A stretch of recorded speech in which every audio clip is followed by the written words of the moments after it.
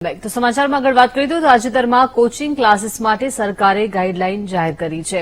ગાઈડલાઈનને લઈને ક્લાસીસ સંચાલકોમાં નારાજગી છે. ફેડરેશન ઓફ એકેડેમી એસોસિએશન ગુજરાતના નેજા હેઠળ અમદાવાદમાં ક્લાસીસ સંચાલકોની બેઠક મળી હતી. બેઠકમાં ગુજરાતના શહેર તેમજ જિલ્લાના સંગઠનોના પ્રમુખો હાજર રહ્યા હતા. 16 વર્ષથી નાના બાળકોને ક્લાસીસમાં નહીં બોલાવવા 50 વિદ્યાર્થીઓ ધરાવતા ક્લાસીસ રજીસ્ટ્રેશન કરાવી શકાશે જેવા મુદ્દાઓ ઉપર ચર્ચાઓ થઈ હતી. ગાઈડલાઈનના અમલથી 4000 ક્લાસીસ સંચાલકોના 40,000 પરિવારો બેરોજગાર થઈ જશે તેવો ભય વ્યક્ત કરાયો હતો. ગાઈડલાઈનમાં સુધારા માટે રાજ્ય અને કેન્દ્ર સરકારને રજૂઆત કરવાનો નિર્ણય કરી માંગણી મુજબ સુધારો નહીં કરાય તો કાયદાકીય લડત લડવાની ક્લાસીસ સંચાલકોએ ચીમકી ઉચ્ચારી હતી. કોટા સ્થિત જે કરોડોનું ટર્નઓવર ધરાવતા એજ્યુકેશન ક્લાસીસ અને ઇન્સ્ટિટ્યૂટ છે તેમની વાત અને બીજી તરફ એક સામાન્ય જે બેરોજગાર વ્યક્તિ છે એ પોતાની રોજગારી માટે નાનકડા એવા ટ્યુશન ચલાવે છે કે જેને ગૃહ ઉદ્યોગ પણ કહી શકાય.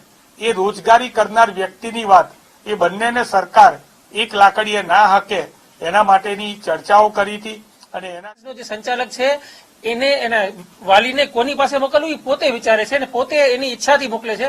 તો આ લોકતાંત્રિક અને ડેમોક્રેટિક વેલ્યુ ઉપર એક પ્રહાર છે. એટલે એ પણ ન થવું જોઈએ કે 16 વર્ષથી વિદ્યાર્થીઓને મંજૂરી આપો.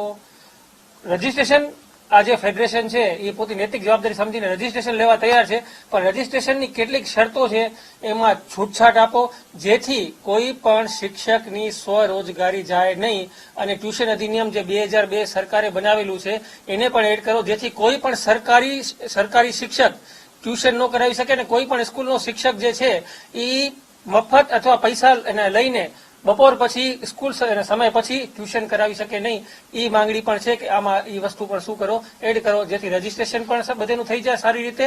અને કેટલીક મર્યાદાઓ છે જે કોઈ કોચિંગ ક્લાસ પાડી શકે નહીં તો એ જે મર્યાદાઓ છે એને પણ સાહેબ અમારા માટેના ખુલ્લા રસ્તાની અંદર અત્યારે સૌથી પહેલા અમે વાતચીત કરી રહ્યા છીએ. અમે ઓલરેડી મંત્રીશ્રીને અને મુખ્યમંત્રીશ્રીને સ્વાગતની અંદર અમે અમારી અરજીની મુદ્દાવાર જાણ કરેલી છે. એનો અમને સારો એપ્રોચ પણ મળ્યો છે. અમે ઈચ્છીએ છીએ કે રાજ્ય સરકાર આ વસ્તુ સારી રીતે રાજ્ય સરકાર અને કેન્દ્ર સરકાર આમાં જરૂરી વસ્તુ ઓમિટ કરી દે, એડ કરવાનું છે એડ કરી દે.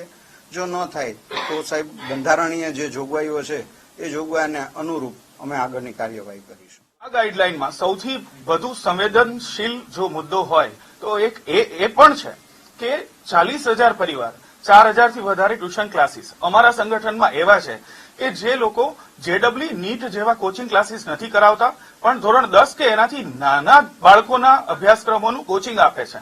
સ્કૂલમાં જે બાળક કાચું રહે છે એ વિષય પૂરતું કોચિંગ આપે છે. કોઈ ટ્યુશન ક્લાસ એવું છે કે જે માત્ર ઇંગ્લિશનું કોચિંગ આપે છે, કોઈ ગણિતનું એકલું કોચિંગ આપે છે. તો આ જે ગાઈડલાઈનમાં 16 વર્ષથી નીચેના બાળકોને ટ્યુશન પર પ્રતિબંધ કે સેકન્ડરી અભ્યાસક્રમ સુધીના બાળકોને ટ્યુશન પર પ્રતિબંધ આવી રહ્યો છે તો એના ભોગે આ તમામ 4,000 ક્લાસીસ એના ઉપર નભતા 40,000 કે એનાથી પણ વધુ પરિવારો